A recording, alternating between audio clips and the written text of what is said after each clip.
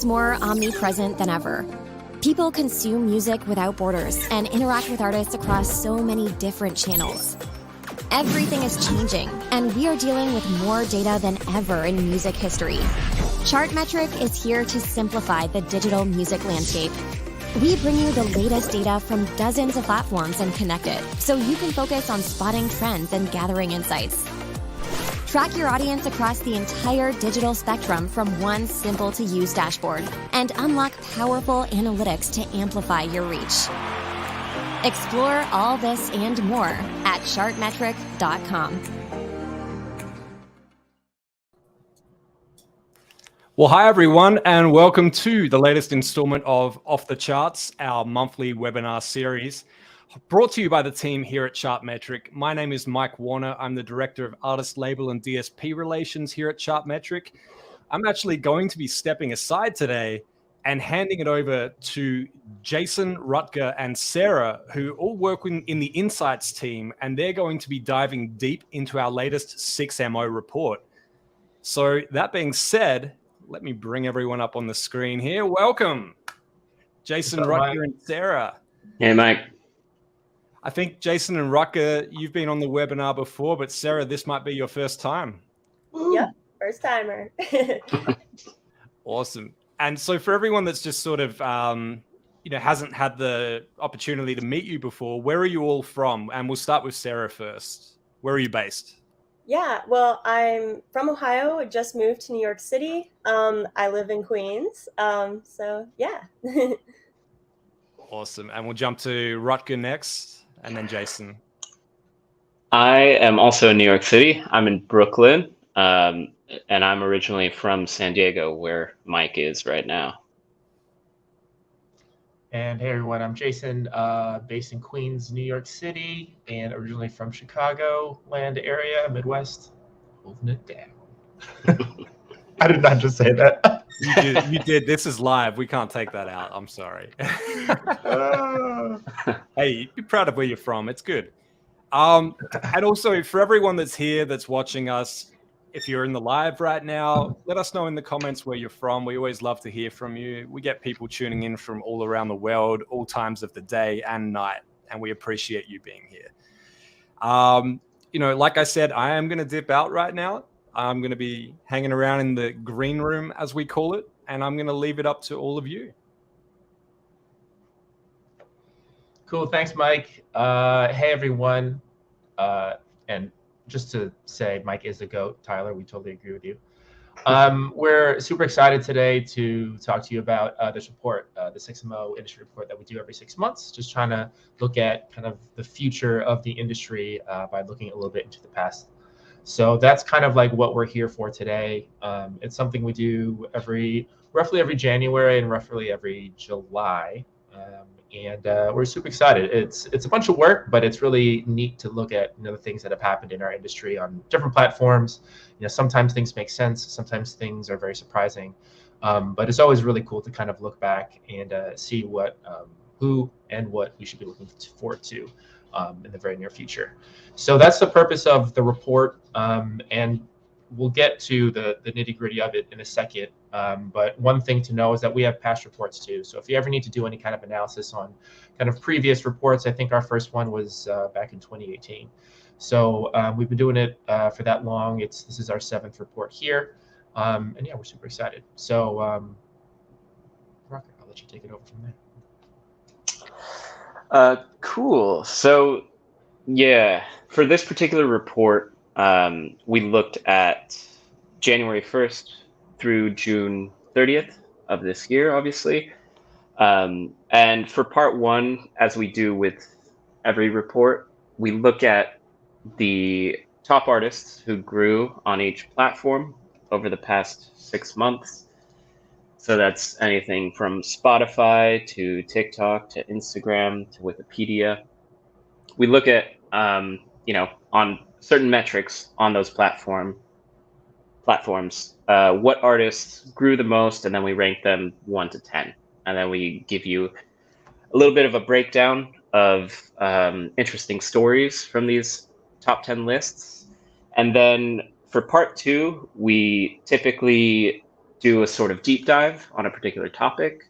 So for this report, we wanted to look at catalog and TikTok. There's been a lot of news stories about how old music is blowing up right now, and thanks in large part to TikTok. So we wanted to examine that. Like, is this actually happening? If it is, what does old music mean? And we wanted to look at it through the lens because in the music industry, there's a distinction between frontline and catalog.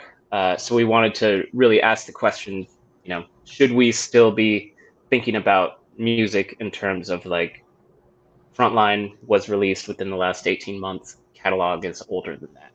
Does that still make sense in the Spotify and TikTok era? So we'll dig into that a little later, but first I'll hand it over to Jason to go through the top 10 artists who grew in terms of Chartmetric artist score. Sweet. Thanks, Rucker. Want to give a shout out to Ghana, Stockholm, Hamburg, Barcelona. This is so cool.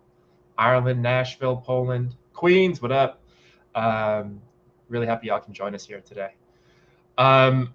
Cool. So let's just get into it. So this is the beginning of part one. This is about Chartmetric artist score. So if you're not familiar with this, well, let me back up even a little bit more. So for those of you who maybe just got forwarded this link to you by maybe a colleague of yours, Chartmetric is a company. We collect data from a bunch of different, music streaming platforms and social media platforms, all having to do with music, revolving around music.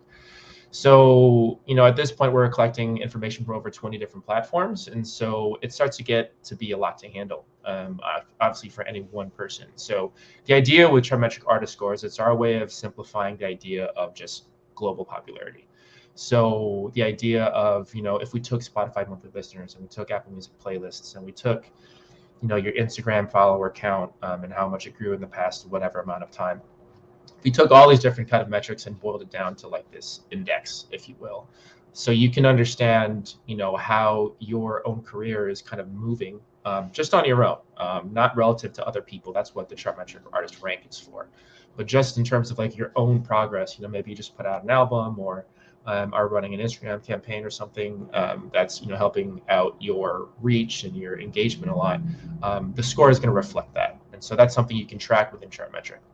So one of the things that I think we're doing for the first time here in 6MO is seeing who rose the most in their Chartmetric artist score in the past 6 months. And you'll see 3 tiers here.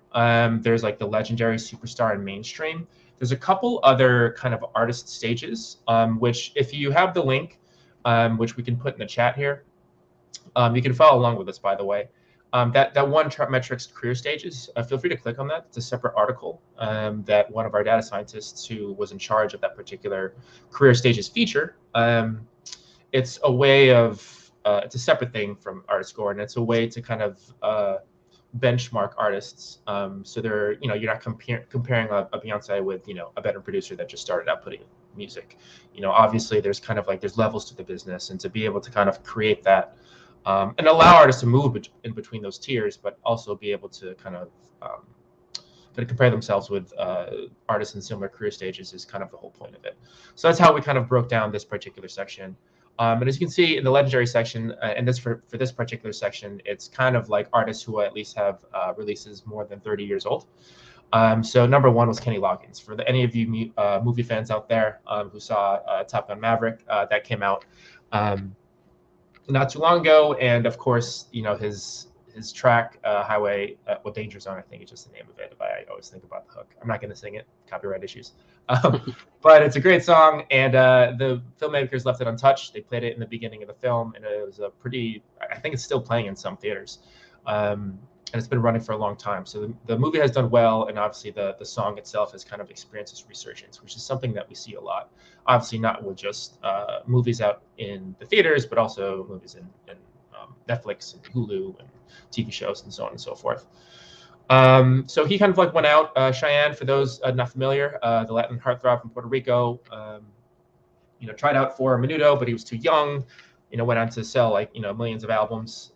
He debuted himself on TikTok in April. So that's kind of like why we see him number 2, because he blew up on TikTok. I'm sure there were a lot of folks that were really happy to see him again. And then number 3 was The Clash. For those who are into British punk rock, the seminal band did a re-release in May. So that's why we see them over in the legendary column at number 3. Superstar column, we see a rapper from India, Sidhu Moosewala. I'm probably mispronouncing the name, but he was unfortunately murdered. He was murdered in, I think this was in May of 2022. And so his music kind of had a resurgence as well. For those not familiar with his work, I was not, but he's huge. His fan base is huge and global. His YouTube channel, for example, has 4 billion YouTube views alone. And so he posthumously took number 1 here. Number 2 was Joji, the American artist, when he put out Glimpse of Us on May, that also blew up. And number 3 was Chencho Corleone, also from Puerto Rico. He's also blowing up as well. And last but not least, in the mainstream column is Kate Bush. I think probably most everyone has read articles about Kate Bush and Stranger Things. It looks like we're looking at her Chartmetric score. For those of you not familiar, season 4 on Netflix for Stranger Things came out. There was an episode in the first half of that season where her song played a very big role. And you can see that kind of like glow up there, so to speak, for Kate Bush, who, if you're not familiar with her, she was like an 80s Brit alt pop star. And has been riding that wave ever since. And it's it's a great song too. Obviously subjective, but it's kind of enjoying its own tale. It's not just kind of going away, even though that episode just came out a few weeks ago in May. I'm sorry, a few months ago in May.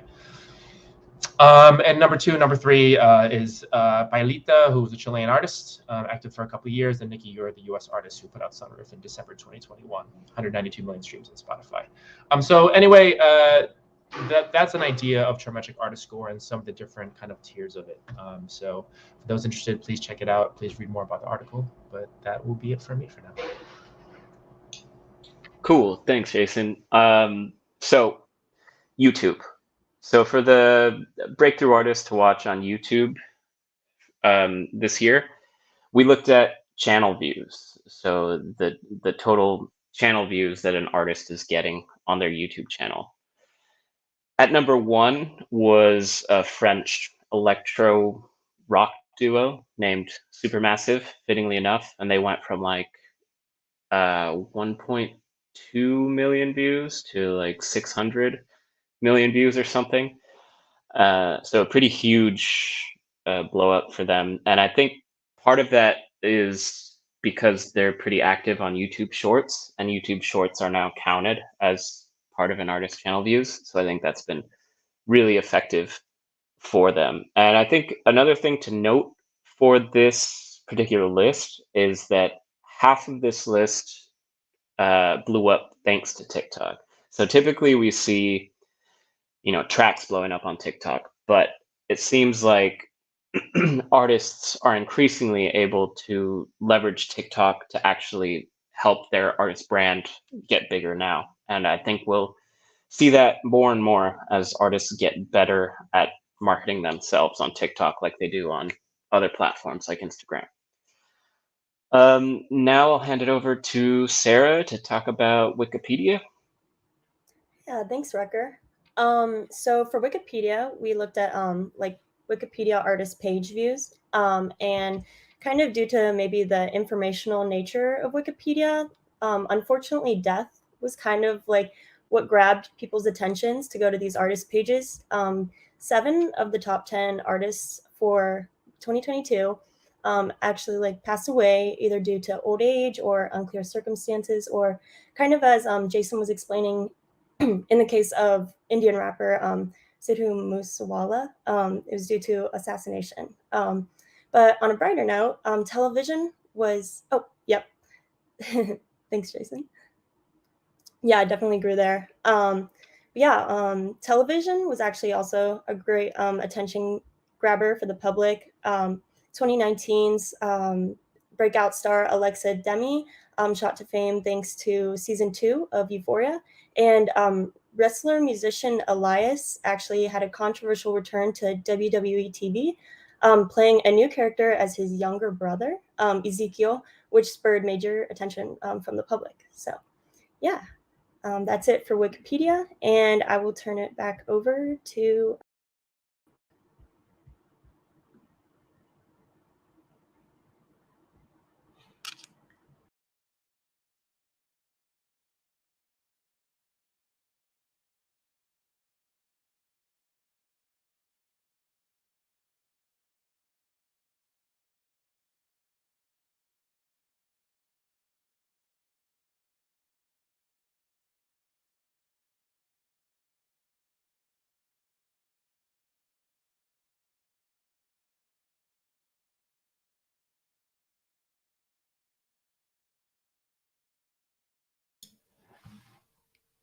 Jason, sorry to jump in. You're on mute, mate. You've been on mute for about 30 seconds. Thanks. Can you guys hear me okay now? You had me come back in. I said I'd leave you alone the entire webinar and I was going to dip out, but I just had to let you know you were on mute. Thank you, sir. I'll make why you're still here. Sorry, guys. This is take 2. That's great. Anyway, I wanted to restart it anyway. So in 2022 January, Twitter kind of returned to the Nigerian market. It was banned for 7 months there, so it was kind of neat to see artists kind of bubble up during the first half of this year. Supposedly because it was a great growth period for a lot of people, because a lot of folks who were fans of those artists could kind of come back and enjoy their content online. So 3 of the 10 artists are Nigerian here, including number 1, Yemi Alade. We also see a couple other kind of international trends happening on Twitter, which we've seen in past 6ML reports as well. One is just the growth of Latin artists. Number 2 is Karol G, the huge star. We also see a lot of K-pop artists constantly trending on this particular platform. And it's kind of similar to things that we see on Facebook as well. These tools that have been around kind of like the most in terms of kind of music artists promoting themselves on social media seem to have now gone to international markets as kind of like a really big growth area, whereas for a lot of American artists, it doesn't seem to be that as much. At least that's what we see in the data. And you see that here in the top 10. There's actually no US artists, I think, in the top 10 here, if I'm not mistaken. I think the first name, kind of like household name that you would see that's US based is Doja Cat. And she was like 19th down on this particular list. Other ones that were between 10 and 19 are Raul Alejandro, the Puerto Rican singer, Adekunle Gold, the Nigerian singer-songwriter, and Bizarrap, the huge Argentinian record producer. They were all like just outside the top 10, including the top 10 that you see here. So in terms of kind of an international artist promotion tool, we see that a lot on Twitter, which is neat to see. Sarah, you want to talk about Spotify for a little bit? Yeah, thanks, Jason. So for Spotify, we looked at Spotify monthly listening growth to kind of determine this list. And, if there's one thing that most of these artists have in common, it's that the track originally blew up on TikTok. So both our number 2 spot, Nikki Yor, and number 4 spot, Daisy, they gained 13 million monthly listeners thanks to the viral success of their collaboration track, Sunroof, blew up on TikTok.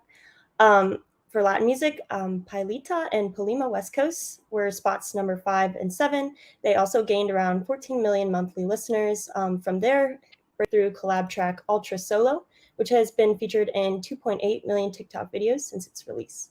And who could forget our frontrunner, Kate Bush, who's made a name for herself, well, already had a name for herself, but just broke through again.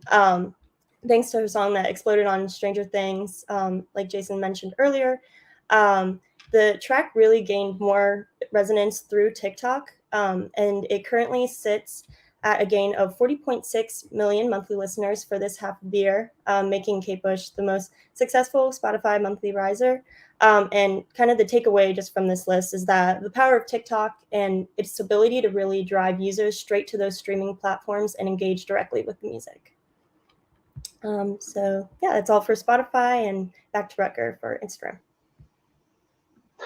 Cool. Thanks, Sarah. All right. So on Instagram, we just looked at follower growth. So these are the artists that got the most Instagram followers during this 6-month time period. Interestingly, we typically think of YouTube as like the most international platform. And in this case, Instagram really took the crown. I think 9 of these artists come from outside the United States. So we have a trans Brazilian TV personality at number 1. We have a Congolese legend at number 5, and we have a Ukrainian rap group at number 7, who actually won the Eurovision Song Contest.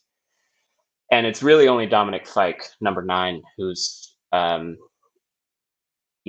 representing America. So that's cool to see that Instagram is growing worldwide, and especially the artists who are able to market themselves on this platform is getting more and more international. So that's really cool. All right, next we're going to talk about Shazam. So I'll hand it back to Sarah to talk about that. Yeah, so for Shazam, we just looked at, Shazam counts for the track. And in 2022, the correlation between TikTok and Shazam is just growing stronger than ever. 8 out of the top 10 tracks were boosted thanks to, the TikTok challenges or the dances and just general popularity from users.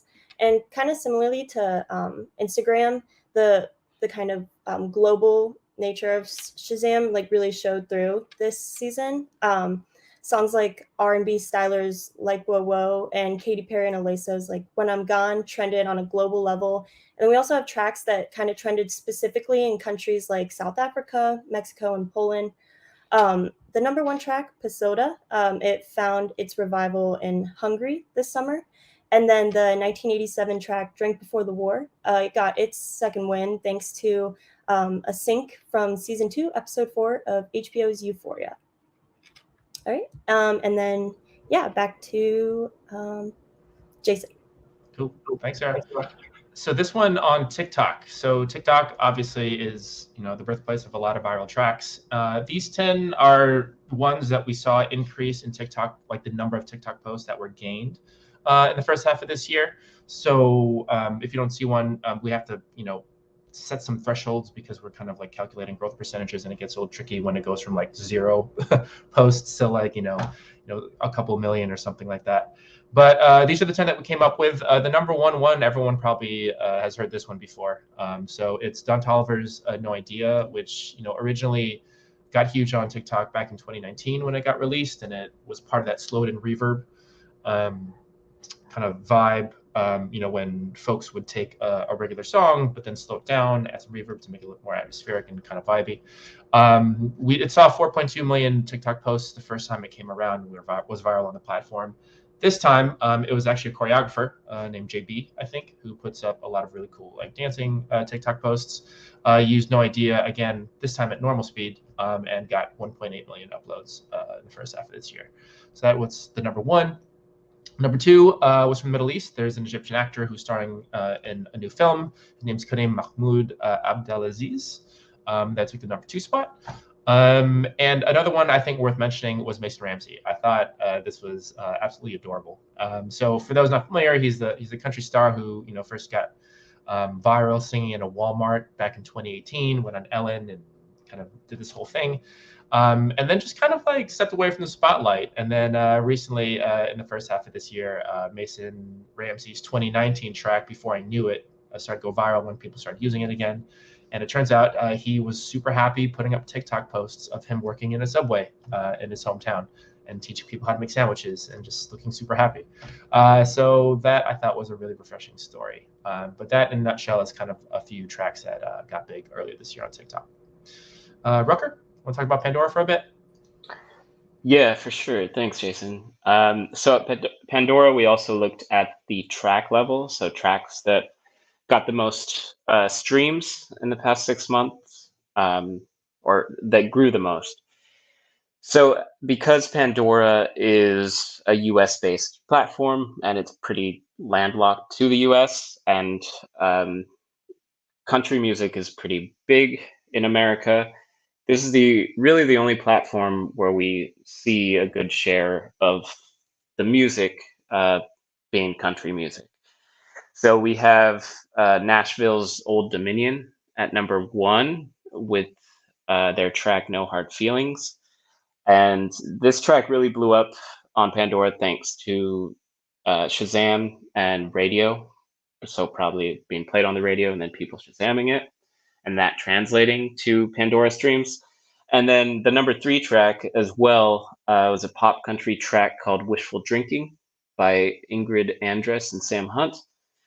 And this track seemed to have a similar trajectory to No Hard Feelings. So that seems to be a pathway for this US-based platform is like radio and Shazam still. So next, we're going to move on to part 2, which is like the meat and potatoes of this report.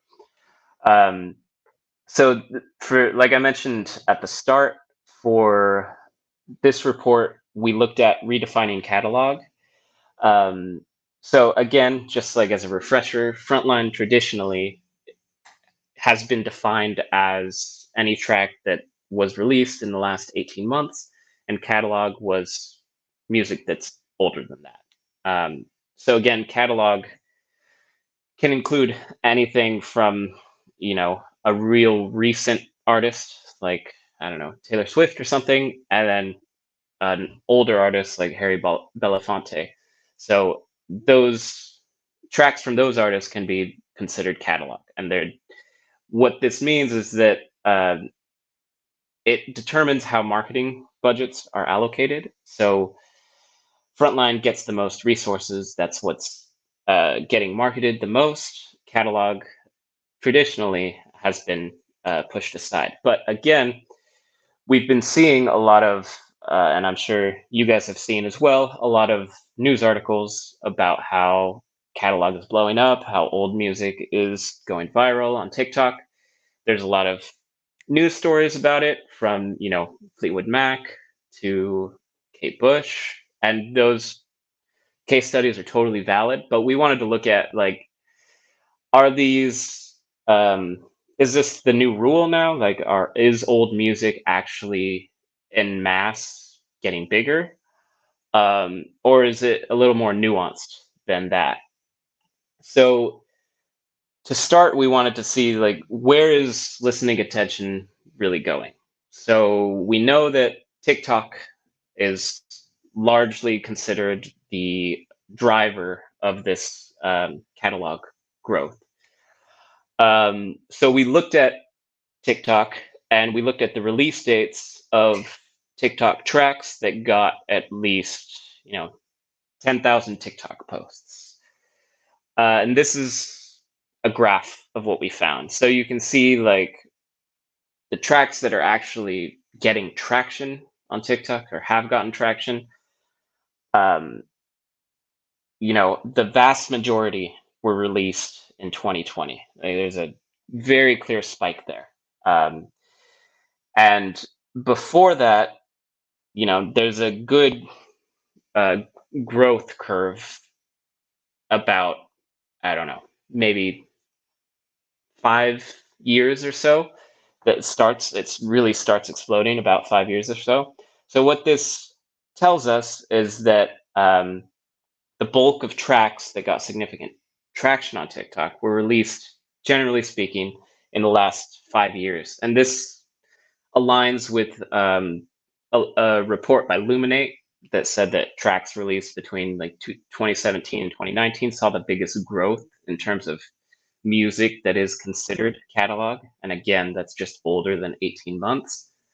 But you can clearly see that in 2020, something happened. So if we zoom in a little bit, again, we can see, like, really after the 2010s that it's this catalog music that is blowing up. It's not the Kate Bushes and the Fleetwood Mac. Those are nice stories, but they're really one-offs. They're not the trend.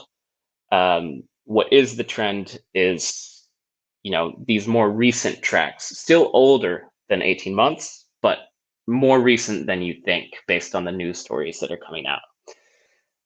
So another insight we gathered from this is that there was a peak in the diversity of tracks released in 2020 that generated TikTok activity. But you can see after 2020, that starts to dip again and go back to like pre-2020 levels. So this tells us that 2020, whether because of the pandemic, because independent music creators were just like, adopting TikTok to promote tracks, and also because India was still available. TikTok was still available in India for the first half of 2020. So that might have had an effect as well in terms of the diversity of tracks that were getting a lot of traction during that year. As you might know, TikTok is now banned in India, so that might be a factor as well. But clearly, there's been this winnowing that is happening after 2020 in terms of the amount of tracks that are getting TikTok traction. So another factor is that like big music companies caught on to the power of TikTok, and so they're consolidating market power of their priority tracks. Cool. So those were some catalog insights from our research. Now let's get into some of our attention insights. So we sort of made this distinction in this report between a time-based system, which is like the frontline and catalog way of looking at things, and an attention-based system, which is more like what tracks are getting traction on certain platforms like TikTok, like Shazam. And using that method to determine where to allocate marketing resources rather than just this track was released within this time period.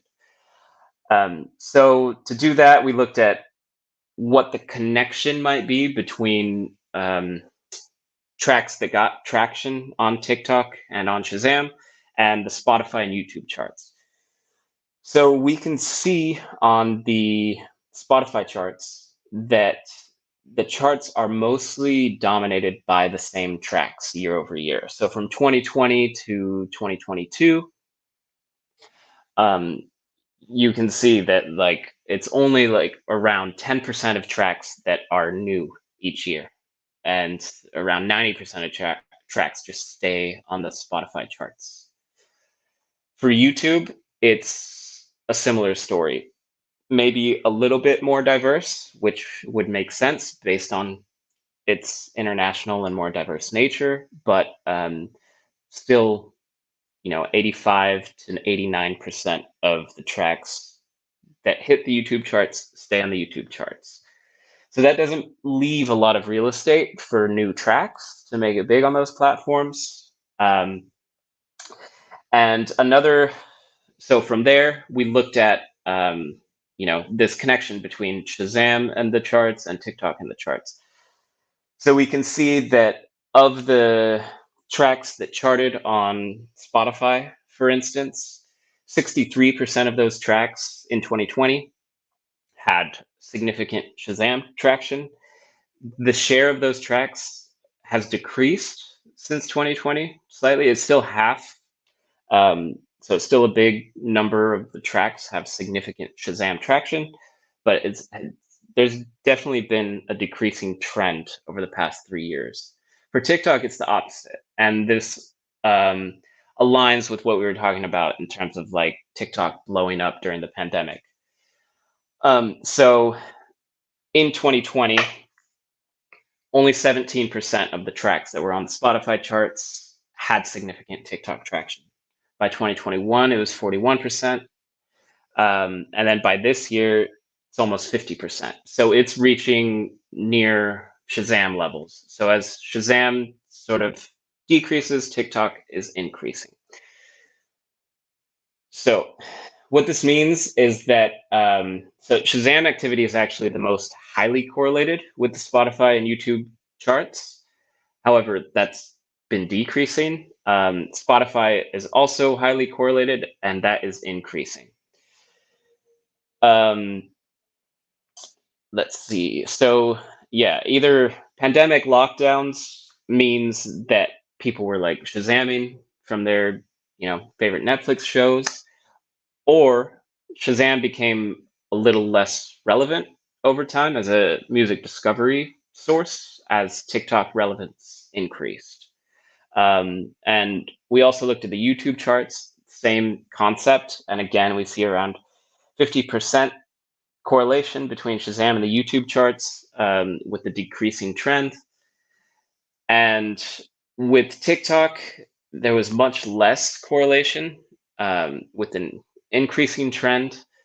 And there's a number of reasons that this could be. We didn't have time to investigate them, but this could have a lot to do, with the global nature of TikTok, and again the fact that, of YouTube, and again the fact that TikTok is not available in India anymore, and YouTube is the biggest streaming platform for India.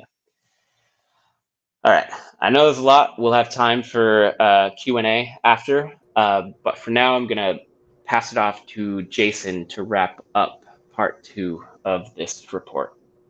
Thanks, Rucker. I think that's a really good explanation. The final wormhole we're going to try to go down here is kind of like the conclusion of it all, where we try to compare the mentality of catalog and frontline, traditionally, versus kind of like a more market-driven, externally focused mentality, which would be, in this case, TikTok attention, but who knows what platform it's going to be, next year or 2 or 3 years from now. So you'll see 2 graphs here. This one is focusing on, it's actually the same chart as the second chart Rucker showed you initially here, which is essentially kind of the TikTok tracks that we had in our database that had more than 10,000 TikTok posts total cumulative. And we kind of charted on the x-axis their release date of the tracks themselves. And so if you can remember, it kind of went up until 2020, and then it started to drop down. We're just looking at that kind of like drop down tail from 2020 up until kind of like today. And you see that drop from about, I think it was a little bit over 11,000 in 2020, all the way down to, I think, it was like 4.2, projected to 4.2K. Obviously, we're still in the middle of 2022, but about 4.2K over the course of time to now. So that first chart is supposed to kind of embody the mentality of like, okay, if we think of tracks that are getting attention according to the release date, that's kind of like the downtrend that you see. The second chart that you see here is essentially the same group of tracks. So tracks also with more than 10,000 cumulative TikTok posts. But instead of the release date, we organize it on the x-axis according to the first time they got Spotify popularity. In this case, if you want to get technical, we did it over 80 or more of the Spotify popularity index, which is essentially Spotify's own popularity metric, which they give to tracks, also to artists as well. And so the idea here is to embody in a chart the idea of kind of like a market-driven, attention-focused mentality. And so we see pretty much along the same time, from about 2020 till today, it's more of a jagged trend. It's not as sure, but like the trend line is like moving up, albeit for a less amount of tracks if you look on the y-axis. So the idea here is it's not to say that at the beginning of that second chart's timeline, which was July 2020, that there weren't a lot of tracks that were on Spotify and getting attention. They just weren't at the level of big popularity, in this case over 80. It goes up to 100 for those who aren't familiar with that index. So 80 to 100, which is kind of like how we're defining popularity on Spotify in this case.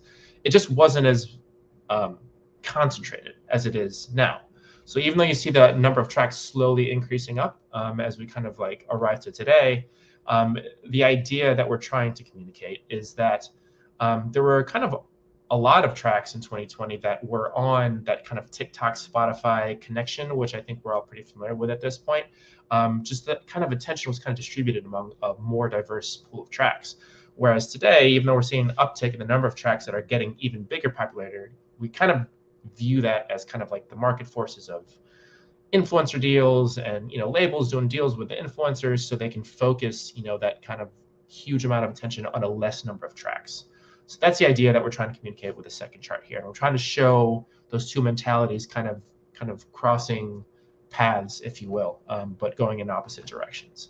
So that's kind of like our way of wrapping up this whole article in terms of this internally focused catalog versus frontline driven mentality versus kind of like an externally focused, in this case TikTok, but who knows what platform that's going to be, in the future, mentality. So obviously, I feel like we're in a good position, or any other kind of analytics minded person, to use that kind of ladder mentality to understand where to place attention on the copyrights that you happen to control or own.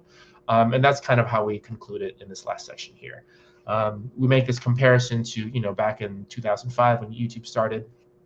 It was a lot of, innocent vloggers just talking about their day. And eventually, as the years gone by, it's now about, watch time and monetization methods for content creators. And we're starting to see kind of like that change from kind of innocent dance memes on TikTok to kind of like, the business of content creation and music and, so many other verticals taking, hold of TikTok. And so that's kind of what we see here in the data, even though we originally, viewed it as a way to view and try to redefine what catalog and frontline might be these days. So I think that's it. Rucker or Sarah, unless you think I left anything out in that wrap up. But that's kind of like our part two. I'm super happy. Big shout out to Music Business Worldwide and Music Ally for checking out the report and talking about it a little bit. We very much appreciate it. And thanks to you guys for showing up today. We'll just open up to Q&A for now. Let me bring up Sarah and Rucker. If anyone has any questions for us, feel free to ask it right now in the chat. I think there was one. I think it's from Demetrius. So Demetrius asked, have y'all seen YouTube Shorts break any records yet? Can we start tracking data of YouTube Shorts on Chartmetric? Rucker, I feel like did you come across this when you were looking at the YouTube stuff in part one? Yeah, I think I mentioned this when I was talking about the top 10 gainers in YouTube channel views, but the group Supermassive, like a French electro rock duo, YouTube Shorts, so they were number one, and YouTube Shorts played a huge role in that. It really like exploded, and that's because YouTube Shorts are counted as part of an artist's YouTube channel views. So it really helped them blow up to number one in that case. I think also generally speaking, YouTube Shorts, I think they contribute to a channel view, if I'm not mistaken. They contribute to that particular artist's channel, but obviously have their own kind of like accounts as well. Cool. Question from Sunny. If it's not top secret, what is Chartmetric hoping to start tracking in the future? I'll take a stab at it. I think a lot of international streaming platforms are kind of on the horizon. Not at liberty to share all of them right now, but some of the biggest ones that we see outside the US are something that we're working with right now and really excited to share. I think we've always tried to position ourselves as a global company, kind of looking at the international music business. And to do that, we need to be able to cover more than just the big ones that let's say us in the States concentrate on every day. There's so many big streaming platforms and social media platforms in Asia, in Latin America, in Africa that also need to be represented too to really represent that worldview. So I'll share that much. I don't know if either of you have anything else. No, I think that was the perfect answer. I think another thing we're going to start doing is just making more and more of our own features, whether it's a feature like Chartmetric artist score, or we just released like a compare tracks feature.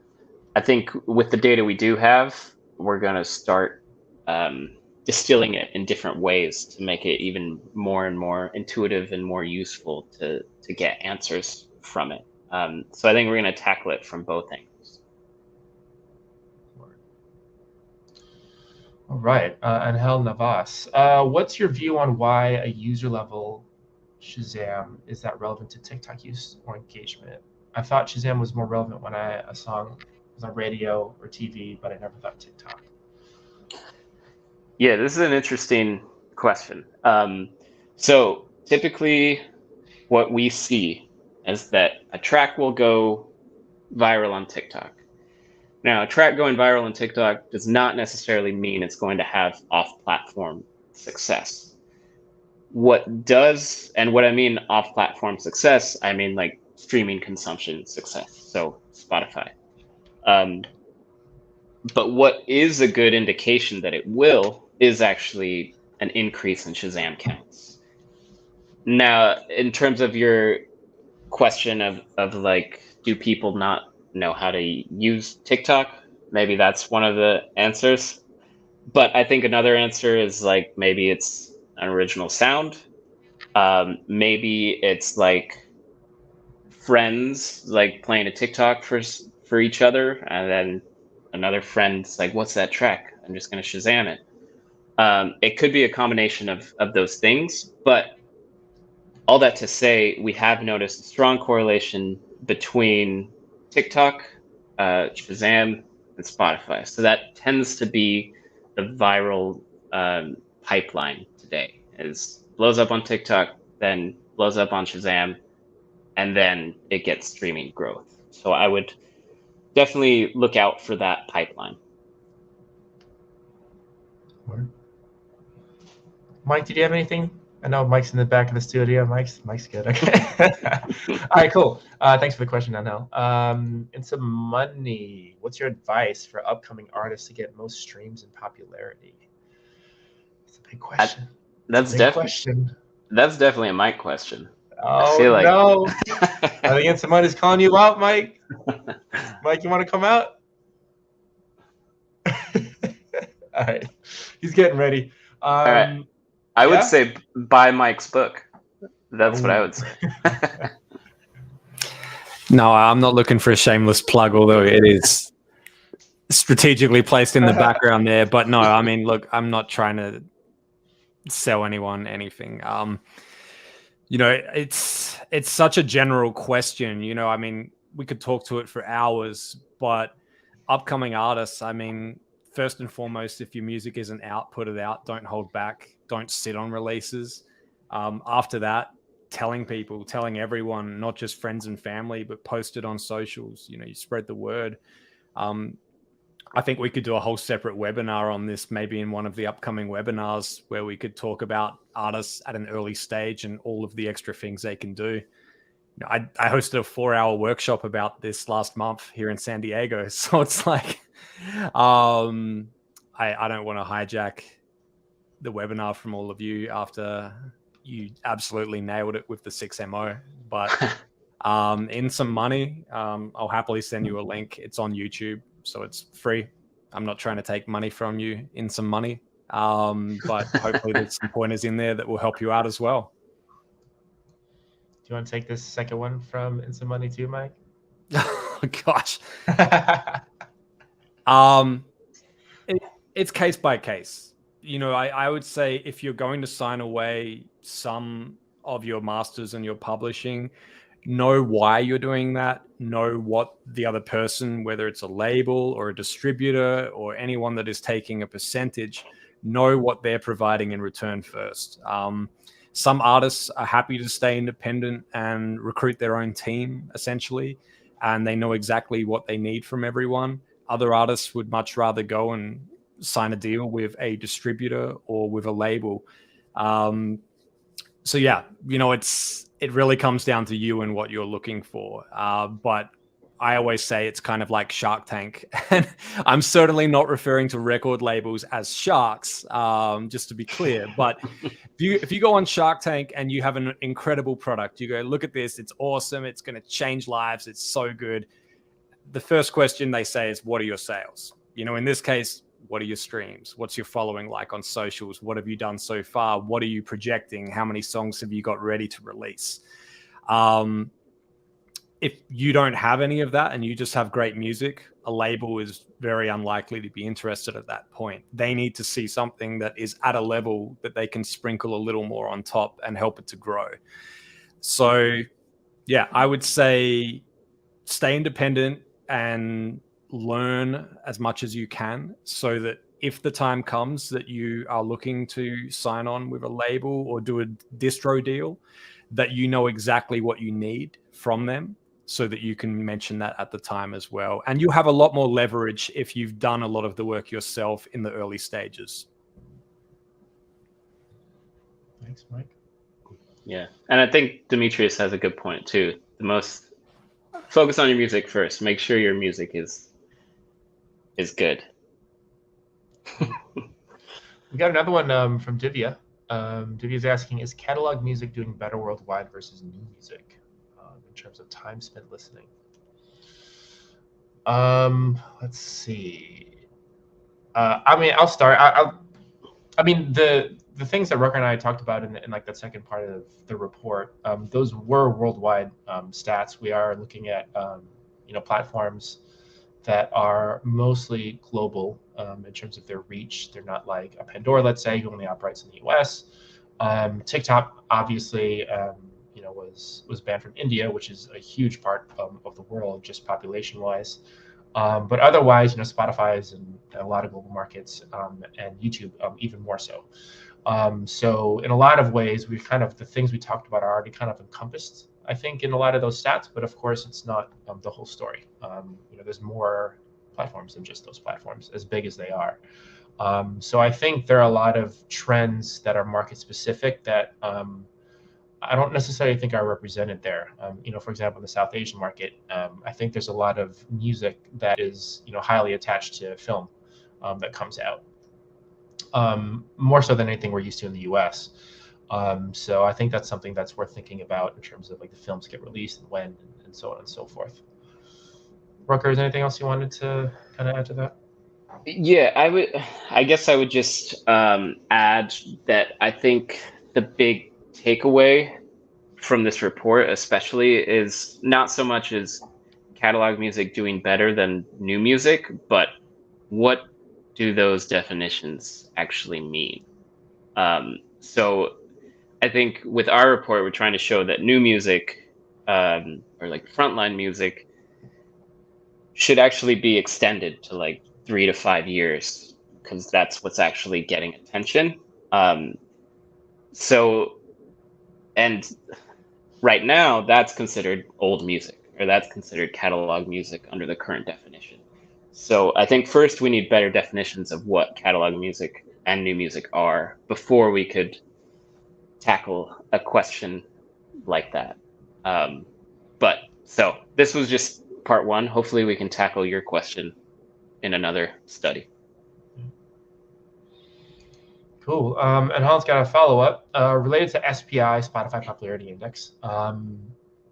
Notice that there was a specific way or reason to increase quicker or in a more steady way, because you need playlists for that, but the other way around too, higher the Spotify Popularity Index, better playlists. Trying to break out. I'm trying to unpack that a bit in my head. I think it's sort of in a roundabout way asking what is included in SPI. And ultimately, I mean, it's like Spotify's secret sauce. No one really knows except for them. But I think it includes, and Mike, maybe you know better than I do, but it includes like stream counts and how recent those streams are, and probably like saves, maybe even more granular, like skip rates or something. It's impossible for us to know exactly what goes into it, But yeah, the more playlists you have, the more streams you have, probably the higher SPI you're gonna get. Yeah, you pretty much covered all of it there, Rutger. It's an interesting one because it is very mysterious, and we don't know the answer. Spotify have never created an article where they explain exactly how it's calculated either.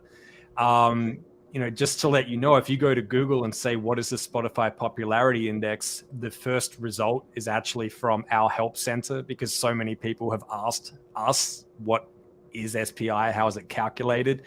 I think everyone would love to know the secret sauce to get that up to 100 out of 100. But obviously, whatever it is, we feel that it is a very strong guide on where an artist or a track is at based on that popularity index. And once again, this is just my own assumptions, but I think it is related to the last 30 days and playlist ads, streams, saves, and probably other things that we don't see, such as skip rates as well. But that's just speculation. Right on. All right. Mike, what do you think? We're kind of coming up on the hour here. I see we've got a couple more questions. Do you think we should try to fit them in? Or? Yeah, if you want to take a quick look, I was just going to say, certainly not trying to do a shameless plug, but I saw a few people asking about that workshop I posted on YouTube. So I'm just going to post, this is just my link menu. The workshop on YouTube, I uploaded it there. So any artists or anyone that works with artists, it's a few hours long. Feel free to boil some coffee and watch it, but it's just all about the tools that are provided directly from the platforms. So if you find that helpful, feel free to check it out. But that's enough shameless plugs from me. And was there any more questions you wanted to jump into, Jason? Well, yeah, I just want to address them real quick. Tessel, we see you got 2 online music stations. I think probably the best way is to email those in to us at hi@chartmetric.com. I think that'll be the best way for you to get your stations into the Chartmetric system. And that goes for kind of any other kind of more technical, kind of like data-oriented kind of issues you might have with the app. If you see, an artist or a playlist that you might not see, one, just so you know, you can kind of copy a link to their artist page on Spotify, for example, or the playlist URL, and just paste that into our search bar at the top of the the browser page, and it should populate those things for you. With stations that might require kind of like our help, so please feel free to either use the chat box in the lower right-hand corner of the app on your browser, or feel free to email us, and we can get those in for you. What else? Divya has a question about song durations dropping everywhere. We've seen some articles, but I don't know. We'd have to dip into some crazy analysis to take a look at kind of like song length. But I don't know. I don't have anything to say. It seems like there's a lot of motivation for it. I think kind of like the general consensus from some other analysis that has been done is, for a lot of the platforms, it's like 30 seconds constitutes a stream. So what does it matter if it goes beyond that, or, X amount of minutes or something? So obviously when it comes to getting more of those minimum kind of like counts, whatever those might be, that plays to not only that particular artist's favor, but also the whole ecosystems. So in a lot of ways, it makes sense. But obviously art is art, and it's going to be what it's going to be. I would love to hear another Bohemian Rhapsody that's like, 10 minutes long. It's just as epic. I think it's worth it. It's worth it for the art. Anyone else on that one? No, I think you covered it. Martha, what are your thoughts on Spotify discovery mode? How do you think that will impact streaming and social media trends in the next 6 months?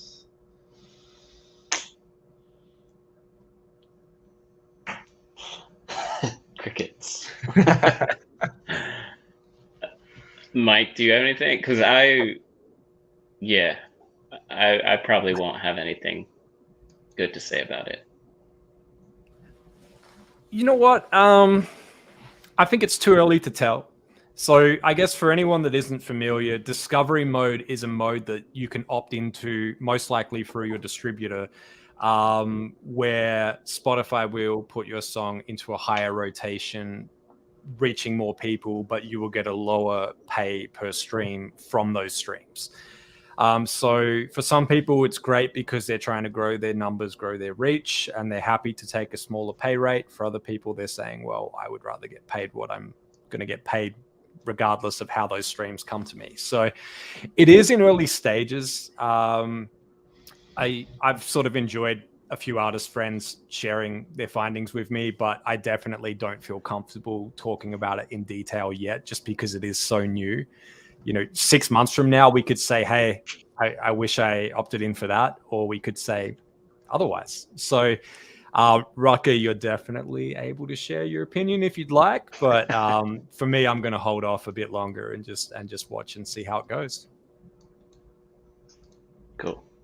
I'll hold off on my opinion too. Okay, cool. Well, I think this might be the longest webinar we've done in a while, over an hour. Guys, thanks for all the questions. Thanks for all the engagement. We really appreciate it. Hopefully it was a good convo. Yeah. In Some Money has the question, can we rewatch this anywhere? Yes. Wherever you're watching this right now, you can bookmark the page you're on. We go live on, let me make sure I get all the platforms right. We go live on LinkedIn, YouTube, Twitch, and Twitter, across all of the Chartmetric channels, at Chartmetric everywhere. The replay stays up, so you can come back and catch the replay as well. We know that some people are in different time zones, so we want to make sure this is always accessible to everyone around the world. Awesome. Cool. Thanks for watching, guys. Hey, y'all. Thank you all so much for the awesome work on the 6MO, and to the rest of the team involved that, of course, weren't on the webinar today. You are appreciated. Your contribution is very much appreciated. But yeah, I'll leave it to all of you to do your sign off, but thank you so much for doing this and bringing this to everyone. Yes. And to that note, Shashank Chowdhury, Yiling Lin, Michelle Yuen, and Sharon Lin all contributed to this report, as well as the three of us here. So shouts out to them, and thanks y'all for your engagement. Sarah, any parting words for anyone here? Nope, just thanks for letting me be a part of this webinar. It was so fun. Definitely, and welcome to the team, Sarah. Rucker, anything? I'll just say that Chartmetric is on TikTok now. So Sarah has been posting some awesome TikToks. So I highly recommend you tune in to that channel. But yeah, thanks for watching, and we'll see you next month. Bye, guys. Bye. Bye.